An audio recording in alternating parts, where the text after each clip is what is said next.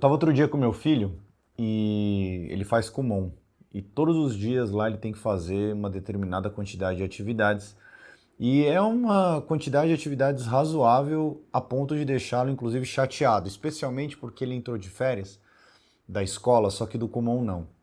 E aí, se você me conhece, você sabe que eu falo bastante dos meus filhos, da minha vida pessoal, e eu fico traçando esses paralelos e me percebendo, né, nesse contexto cotidiano, e também, de certa forma, treinando os meus filhos, especialmente o Lucas, que é o mais velho, né, para coisas que eu já vejo no cotidiano dele enquanto criança e que ele vai poder usar quando ele for adulto.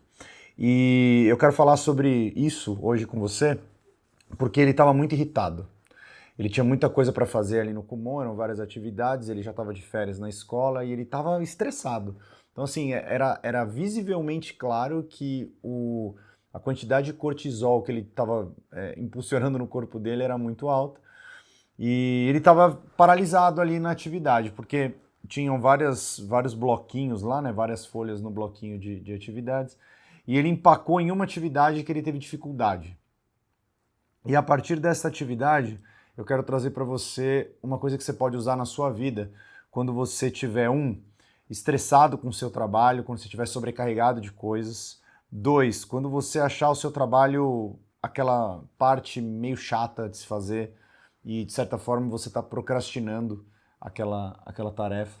E três, o que você pode fazer para se livrar disso e conseguir ter dias mais leves, dias mais tranquilos, mesmo com um volume de trabalho grande, mesmo sem motivação, mesmo que você ache a tarefa chata, tá? Então, o que eu falei para ele? Eu virei para ele e falei assim, ô Lucas, é o seguinte, você parou numa atividade aqui que você está com dificuldade e você naturalmente se estressar, você vai perder a consciência. E eu falo isso para ele, eu falei isso para ele porque eu me via muito assim. Em 2013, eu trabalhava numa agência de propaganda e eu lembro de um dia estar tocando um evento lá, eu era um gestor de projetos, né? E eu estava liderando um evento, liderando um projeto. E um dia eu estava muito estressado porque eu estava recebendo uma pancada de e-mail. Era e-mail que não chegava, não parava de chegar e eu respondia, chegava outro. Então, para cada e-mail que eu mandava, voltava 5. Era um negócio muito surreal. E eu estava extremamente estressado e frenético. Parecia aquela cena do filme O Todo-Poderoso, do Jim Carrey, sabe? Que ele fica tipo, digitando um monte de coisa ao mesmo tempo. Eu estava muito naquele padrão. E a minha chefe na época, eu nunca vou esquecer, ela virou para mim e falou assim, Stênio, vem aqui. Eu estava estressado, eu falei assim, Dani, não vai rolar, cara, eu tô com um monte de coisa para entregar. Ela falou, para, vem aqui. Ela me viu, né? Ela sentava na frente assim. Ela falou, levanta. Olha para você ali no computador. Dá uma olhada, e ela não sabia exatamente que ela estava usando até uma técnica, né, de desenvolvimento, que é quando a gente olha do mezanino. Né? Jung dizia isso, quando a gente olha do mezanino, ou seja, eu me observo agindo, eu tenho uma percepção diferente daquela de quando eu estou agindo. Ela falou assim, se observa ali e veja se essa é a melhor forma de lidar com as coisas. E definitivamente não era, racionalmente falando, não era. E ela disse uma coisa para mim que eu nunca mais esqueci. Ela falou o seguinte, olha, sempre quando você estiver sobrecarregado de coisa, e aqui já vem a primeira lição para você, para, para, para, para tudo. Respira.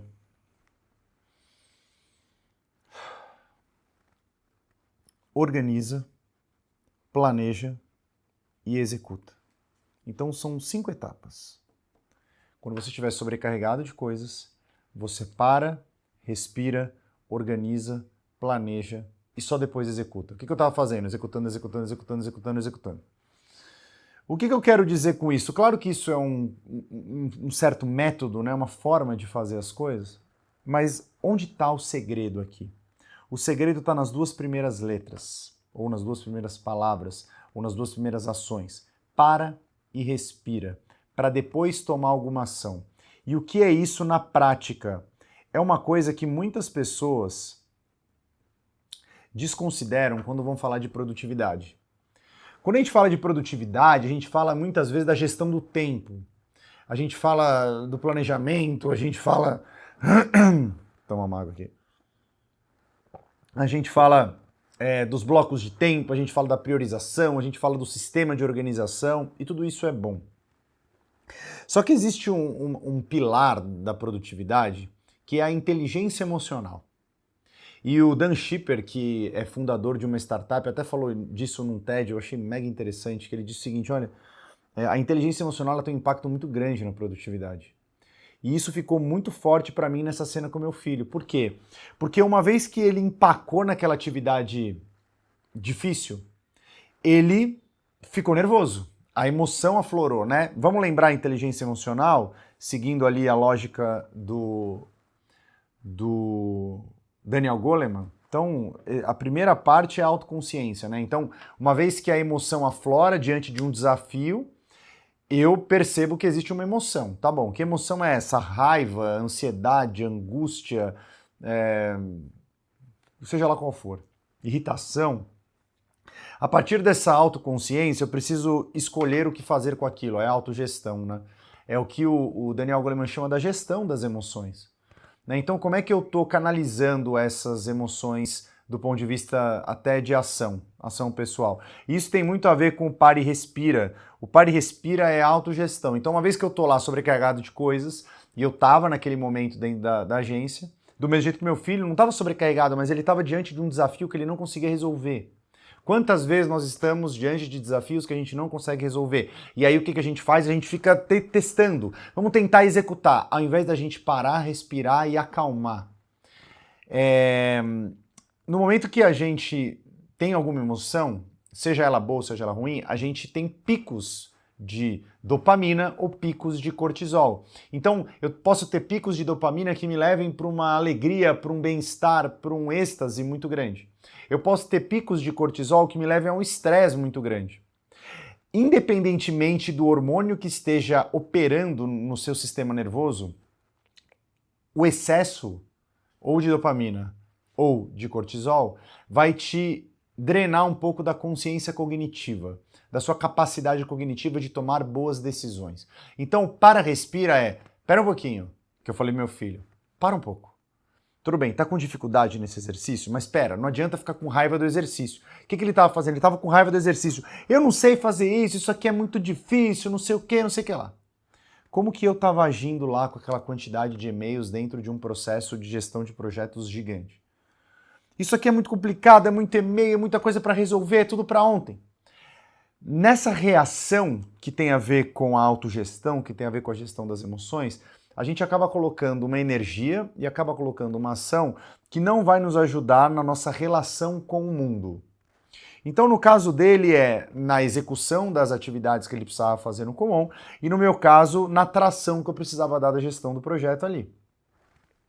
Então, o que eu quero dizer para você é o seguinte, uma vez que você para e respira, você aumenta, você começa a intencionalmente treinar o aumento do espaço entre o estímulo, ou seja, o que acontece, versus a sua escolha.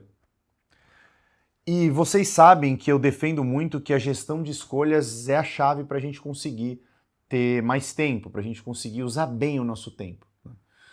Só que a gente só consegue fazer boas escolhas quando a gente está emocionalmente equilibrado, emocionalmente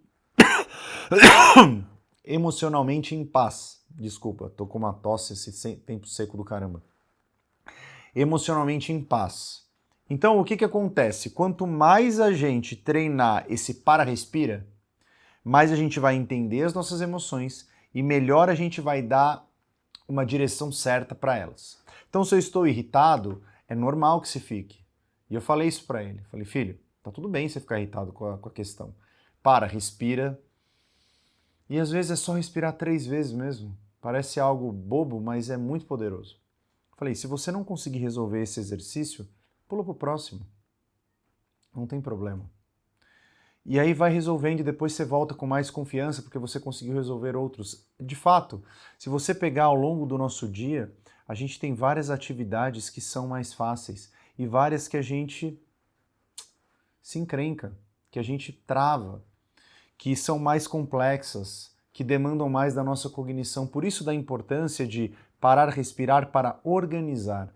O organizar está no... Uma vez que eu entendo que atividades complexas demandam minha cognição, o organizar significa quando aquelas atividades vão ser realizadas. E aí eu entro no planejar.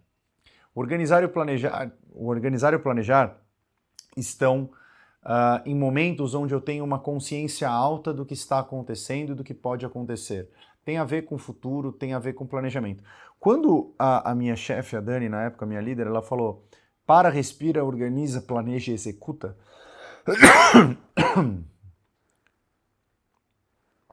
O que eu pensei?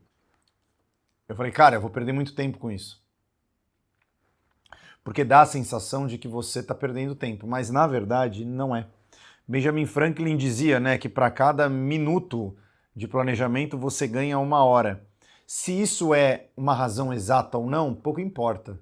O que importa é que quando você planeja, você tende a executar melhor, porque você previu, planejou e criou uma preparação para uma melhor execução. Então você prepara a sua ação, preparação, né?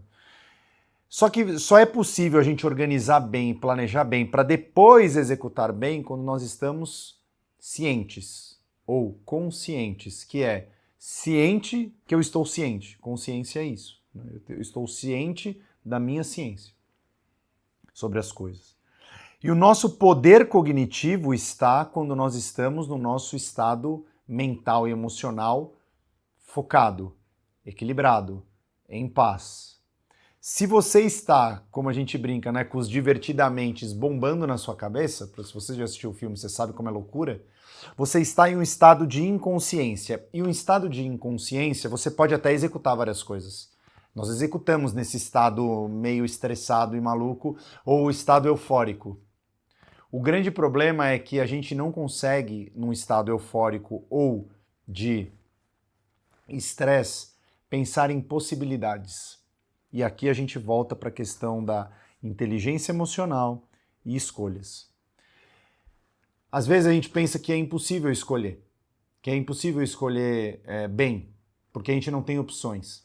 Mas uma vez que a gente para e pensa, a gente consegue aumentar as possibilidades, porque ao refletir sobre determinada atividade, ao refletir sobre determinada dificuldade, a gente começa a criar alternativas. E esse é o trabalho até de autodesenvolvimento, né? A partir de um desafio que eu tenho, de objetivo que eu quero alcançar, quais são as alternativas entre uma coisa e outra? A gente só consegue pensar nisso com tempo. Então, é quase um paradoxo de que para você ter tempo, você precisa de tempo para fazer melhores escolhas que vão te dar tempo. Percebe? Então, ao longo de todos os vídeos que eu tenho aqui no canal, você vai ouvir muito eu falando sobre isso, sobre escolhas mais conscientes. Só que a chave para tudo isso começa em inteligência emocional. E aí é importante a gente falar sobre isso. Como você desenvolve a inteligência emocional? Então, eu falei sobre esses 4 pilares. E eles precisam ser desenvolvidos nesta ordem. O primeiro de tudo é a autoconsciência, que tem a ver com autoconhecimento. Autoconhecimento não é abraçar a árvore, é você perceber. Perceber o que você sente a partir das situações, a partir dos estímulos. Autoconhecimento significa ficar cada vez mais especialista em si mesmo. Não no sentido egocêntrico, não no sentido soberbo, mas no sentido de, uma vez que eu entendo quais são os meus gatilhos que me deixam irritado, quais são os gatilhos que me deixam feliz, quais são os gatilhos que me deixam com mais energia, com menos energia, conforme eu vou listando essas coisas, eu vou criando consciência sobre como eu opero. Nós não somos máquina, mas nós temos alguns padrões. Quanto mais eu aumento esse autoconhecimento, melhor eu lido com aquilo que eu sou, ou que acontece a partir de quem eu sou. E claro que o autoconhecimento ele pode vir de uma busca pessoal, interna e silenciosa, e é importante que se tenha esse momento, inclusive para uma conexão, e a gente fala bastante disso aqui, eu falo bastante disso, para você se encontrar com Deus, para você se encontrar na sua espiritualidade, é importante esses momentos de silêncio. Existe um segundo movimento do autoconhecimento, que é o para fora, que é pedir feedbacks sobre os seus pontos fortes, sobre os seus pontos de melhoria. Né? Então, tanto feedbacks formais quanto feedbacks corriqueiros, é importante você se conhecer cada vez mais. E a partir desse conhecimento, você ir relatando em algum diário de reflexão, em algum lugar que você possa identificar os pontos em comum, identificar os padrões, identificar os gaps e começar um processo de melhoria contínua de si mesmo que tem começo, talvez, mas não tem fim. Então é importante você fazer esse exercício. Por quê? Porque quanto mais você conhece de você, melhor você faz essa gestão de si mesmo, que é o segundo pilar da inteligência emocional. A gestão de si mesmo é, a partir do que eu sinto, a partir das minhas emoções, a partir dos meus gatilhos, quais são as escolhas que eu dou no meu exterior, ou até no meu interior, no sentido de eu vou sustentar essa emoção, ou como é que eu respondo para determinado conflito. Então alguém me pediu uma coisa urgente, se eu responder de forma instantânea, como é que eu vou lidar com isso? Eu vou ficar puto? Eu já vou gritar com a pessoa? Ou eu vou respirar, vou parar? Peraí, deixa eu dar uma organizada aqui, eu me comunico de forma mais eficaz, e comunicação também tem a ver, e é um pilar da produtividade, mas tudo começa na sua inteligência emocional, ou seja, eu definindo, né, inteligência emocional, eu olho para as minhas emoções de maneira inteligente, ou seja, eu as entendo, não controlo, porque elas simplesmente chegam, mas a partir do momento que elas chegam, eu tenho consciência disso e eu escolho o que fazer a partir disso. De sustentar ou não aquela emoção, de escolher dar uma resposta A ou uma resposta B. E a partir daqui eu começo a desenvolver os outros dois pilares que vão impactar demais na produtividade, que é a minha empatia em relação às emoções dos outros e a gestão dos relacionamentos que eu tenho com os outros.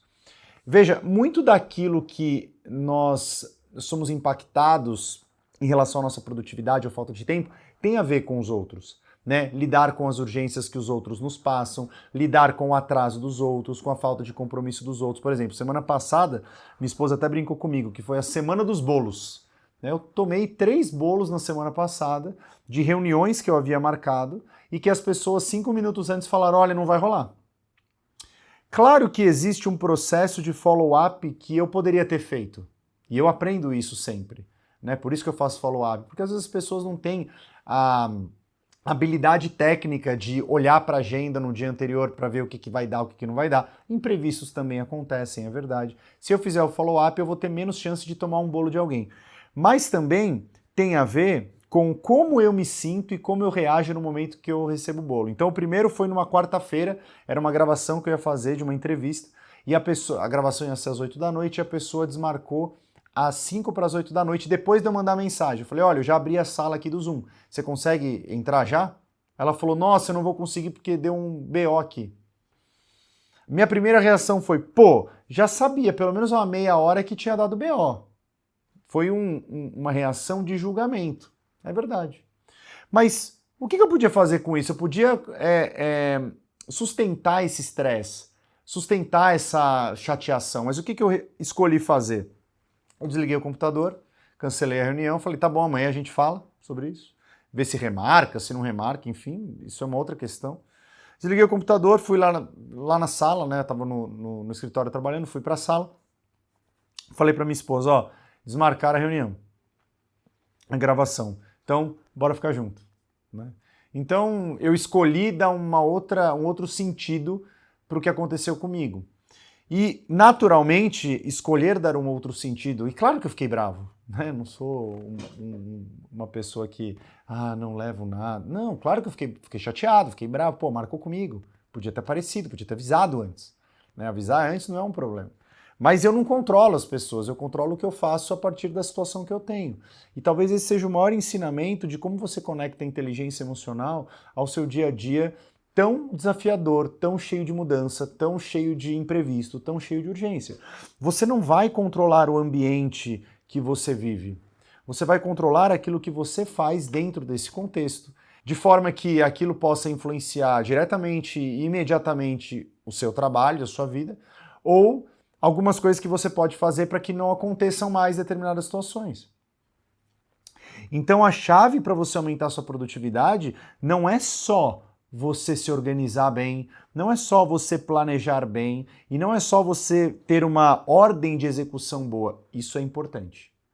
Mas antes disso vem a inteligência emocional de saber lidar com imprevistos, com urgências, com mudanças, com coisas que você não controla. E também a partir disso executar novas ações preventivas para que determinadas coisas que passam a ser padrões, do tipo pessoas desmarcam reuniões, pessoas chegam atrasadas em reuniões, pessoas não entregam as coisas nos prazos que você quer, para que você mitigue essas coisas a partir de uma percepção de um padrão. Para isso, você precisa de equilíbrio emocional e mental para poder analisar cognitivamente. Em estresse, você não vai conseguir. E voltando para a história do meu filho, ele pulou a atividade, aquele exercício específico, e foi fazer nos outros bloquinhos, as outras folhas do bloco, né? Depois que ele terminou, ele falou, pai, não consegui fazer esse ainda. Eu falei, tá bom, filho, vamos voltar, eu te ajudo. Aí eu expliquei para ele, falei, ó, isso aqui você faz assim, você não lembra como a professora lá do Kumon te explicou? Aí ele, em um estado emocional mais calmo, porque já tinha feito todo o bloquinho, todos os exercícios, e eu explicando para ele, ele falou, ah, lembrei. Foi lá e fez o exercício que, àquela altura, quando ele viu o desafio, era impossível, era grande demais. Então, nesse caso, ele deixou para depois, ele procrastinou de forma intencional, porque eu pedi para ele, falei, pula o exercício, vai fazer os outros. E ele foi ganhando confiança, porque foi tracionando a atividade. Quando voltou em um estado mais calmo, mais equilibrado, conseguiu ver racionalmente aquela atividade. E ao momento que está racional, começa a resgatar na memória o aprendizado. Em momentos de estresse e muita euforia, talvez você não consiga resgatar aprendizados, coisas que você sabe fazer e que talvez você não esteja fazendo porque você está inconsciente. E isso é chave para a gente fazer melhores escolhas. Se esse vídeo fez sentido para você, deixa seu like, se inscreve no canal, compartilha com outras pessoas e comenta aqui embaixo o que você achou. E a gente se vê no próximo vídeo. Fica com Deus e até uma próxima.